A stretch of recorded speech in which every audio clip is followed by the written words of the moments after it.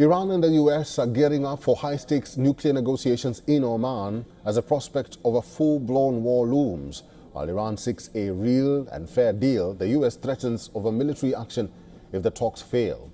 Here's a report.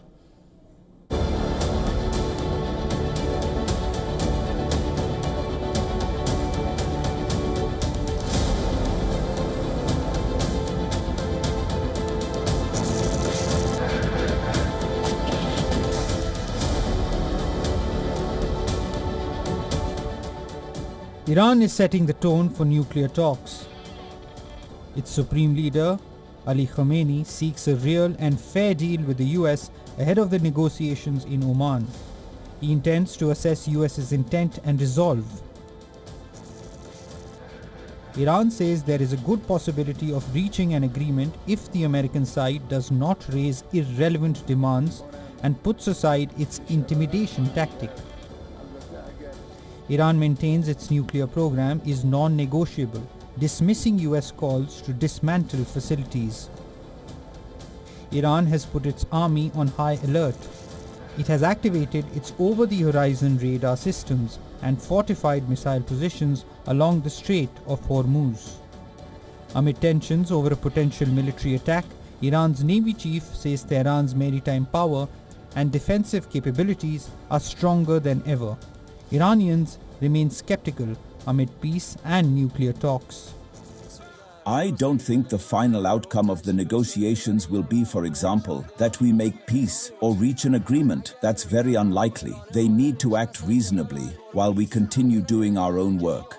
In any case, as officials have pointed out, this is just another tactic. In other words, it's a test, an experiment to see whether they are truly sincere or not. Essentially, it's been tried before, but this could perhaps serve as a final gesture. If the Americans act rationally and engage, that's better. If they don't, then the case is closed. The US in turn has deployed its second aircraft carrier in West Asia, where Washington's forces are carrying out near daily airstrikes against the Houthis. The USS Carl Vinson, which is armed with F-35C stealth warplanes, is now working alongside the USS Harry S. Truman in the region. The Carl Vinson is a Nimitz-class aircraft carrier with a displacement of over 100,000 long tons. With an overall length of 1,092 feet, it can attain a speed of 56 kilometers per hour. This aside, the US has deployed 2 aircraft carrier strike groups, B-2 stealth bombers to Diego Garcia, and advanced air defense squadrons across West Asia. But with Iran, if it requires military, we're going to have military. Israel will obviously be very much involved in that. It'll be the leader of that. But nobody leads us. We do what we want to do. Washington has made it clear that the talks in Oman aren't negotiations. It has warned that military option is still on the table if talks fail.